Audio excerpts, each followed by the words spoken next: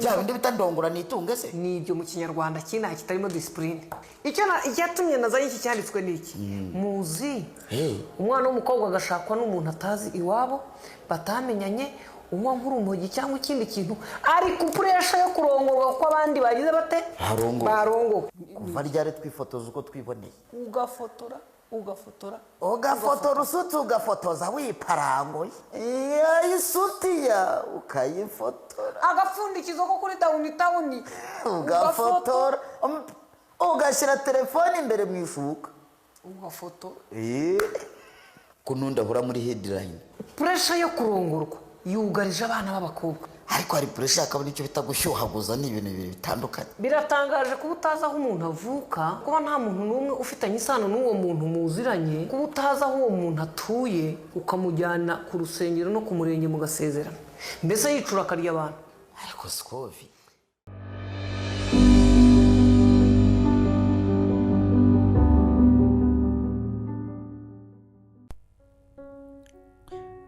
nongeye kuguha ikaze nshuti mukunzi wa Rwanda 24 TV. Ikiganiro ni inkuru nyayo rero uyu munsi nuko tugiye kuganira ku mubyeyi ukundwa n'ingeri zigiye zitandukanye, haba urubyiruko, abasore, inkumi, abasaza ndetse n'abakecuru, bigendanye n'uburyo akoramo inshingano ze za buri munsi.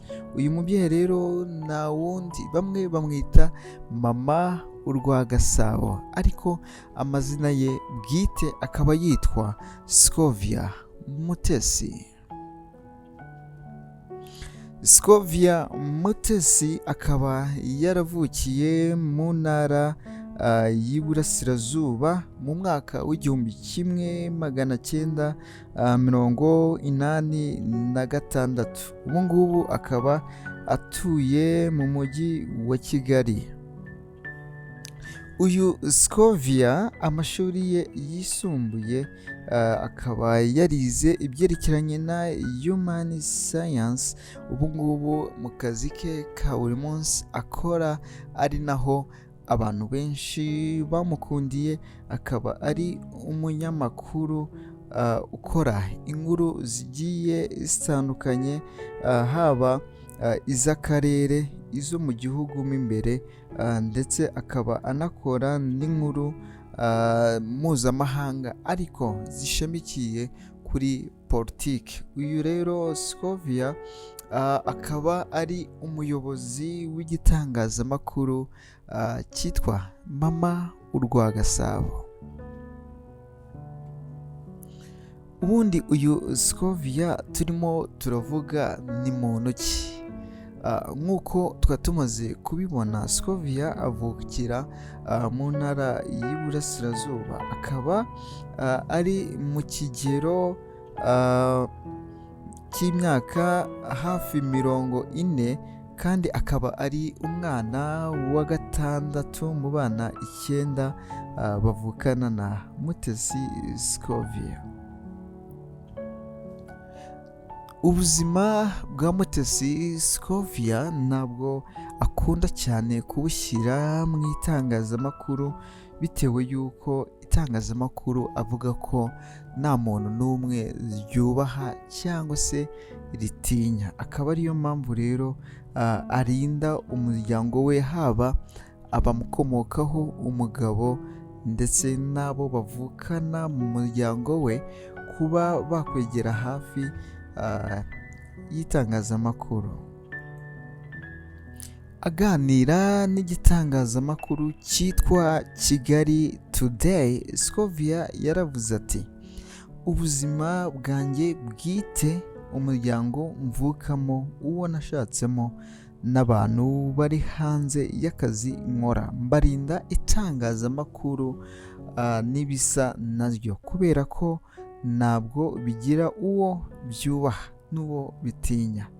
Iyo abantu baza babandi tubona ku mbuga nkoranyambaga, wenda ukabona barimo baratuka Scovia, njyewe ku rwego ndiho nshobora kubyakira, ibirenze umurongo nkaba nabibaza amategeko kugira ngo abibambarize. Aya ni amagambo Scovia yaganiriye n'igitangazamakuru cyitwa Kigali Today.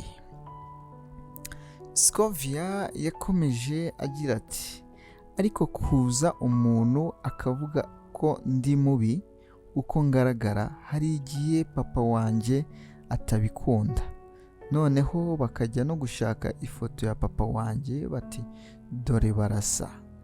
Icyo gihe mbaye naravuze amazina ya data nkamushyira hanze. Mu by'ukuri naba naragize uruhare rwo gutuma umuntu runaka asuzugura umubyeyi wanjye, umugabo wanjye, abana banjye cyangwa mabukwe n'abandi. Uyu Scovia rero turi kugenda tugarukaho mu kiganiro inkuru yanjye, turi kugenda turebera hamwe bimwe mu bintu bigiye bitandukanye biranga Scovia cyangwa se ubuzima bwe bwite. Ubundi Scovia kuba yaravutse muri uriya mwaka twabonye haruguru akavukira mu ntara y'Iburasirazuba, ariko se ubundi koko byaje gute? Scovia ubusanzwe avuga ko yavukiye muri Uganda aho ababyeyi be bari barahungiye, ariko akemera ko ari amahirwe atagirwa n'abandi banyafurika benshi kuko bo barabashije gutahuka mu Rwagasabo. Aha Scovia yakomozaga ku mateka y'u Rwanda aho abatari bake bahunze ubuzima bwari butameze neza bwakorewe abo mu bwoko bw'Abatutsi kuva mu 1959 kugeza aho byaje kuza kubyara Jenoside yakorewe Abatutsi muri Mata 1994, ikaza kuza guhagarikwa n'ingabo zahoze ari iza RPF inkotanyi zitsinze urugamba rwo kubohora igihugu zikanahagarika Jenoside yakorewe Abatutsi. Ku birebana rero n'umwuga Scovia akaba akora umwuga w'itangazamakuru, aho yanyuze mu bitangazamakuru bigiye bitandukanye, haba kuri BTN, akaba yarananyuze kandi kuri BNB Kigali FM. Ubu ngubu akaba afite igitangazamakuru cye bwite cyitwa Mama Urwagasabo, akaba ari umuyobozi wacyo kandi akaba yibanda cyane ku nkuru zinyuranye zigaruka kuri politiki, haba iy'imbere mu gihugu, mu karere ndetse na politiki mpuzamahanga. Scovia Mutesi ntabwo akora rero ibirebana n'itangazamakuru gusa, ahubwo yinjiye no mu bucuruzi maze ashinga inzu y'imideri ayita Scovia Fashion, aho yambika abantu bagiye batandukanye binyuze muri iyo business. Ubundi Scovia kuki abantu bamukunda? Icya mbere ugomba kumenya kuri Mutesi Scovia nuko abantu benshi bamukundira ko ari umuvugizi wa rubanda, dore ko afite n'ikiganiro cyitwa ku Karubanda. Aha Scovia rero agenda avuganira abantu mu nzego zigiye zitandukanye, abaturage, haba abagenda bahura n'ibibazo bigiye bitandukanye, kuba yaravuganiye nk'uwitwa Titi Brown, akavuganira n'abandi bantu bagiye batandukanye, kuba Scovia yaragiye avuganira uyu Prince Kid wari ufite ikigo gitegura Miss Rwanda ndetse n'abandi bagiye banyuranye. Ni ibigenda rero bituma Scovia agenda yigarurira imitima y'abanyarwanda ndetse n'abanyarwandakazi bagiye batandukanye. Amasomo rero twakwigira kuri Scovia Mutesi ni amasomo ameze ati: icya mbere ni uko ari umudamu witinyutse, akaba akunda umurimo ndetse akunda n'abantu bakora. Ikindi wakwigira kuri Mutesi Scovia ni uko ari umuntu rwose ugira gahunda. Abamuri hafi rero bavuga yuko Scovia ari umuntu uri seriye cyane mu birebana n'akazi, kandi akaba ari n'umuntu mwiza nubwo abantu bamutinya. Ubwo naganiraga n'umwe mu banyamakuru bamukorera, yambwiye ko Scovia abantu benshi bamutinya ndetse yibaza n'impamvu Scovia bamutinya, kandi ari umubyeyi mwiza, umubyeyi ufite uburere, indezo, mu kinyarwanda cyiza ni imfura.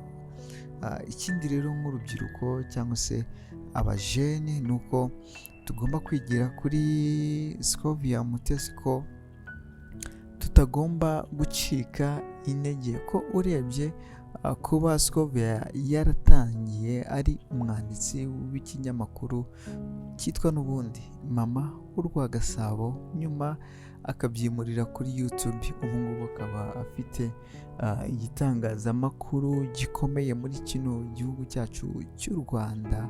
Bitwereka yuko rero iyo ugize consistency, ukaba ufite management nziza, kandi ukaba uri n'umuntu ukunda ibyo ukora, nta kabuza ugera ku ntego z'ibyo wifuza. Ikiganiro rero cy'uyu munsi, inkuru nyayo, twagarukaga ku rugendo ndetse n'ubuzima bwa Mutesi Scovia benshi bakunze kwita Antibale, kubera kujya mu rugamba rw'amasasu, kurwana, agakurikirana uko intambara ziba zimeze, cyane cyane hakurya muri Kongo. Rero reka ikiganiro inkuru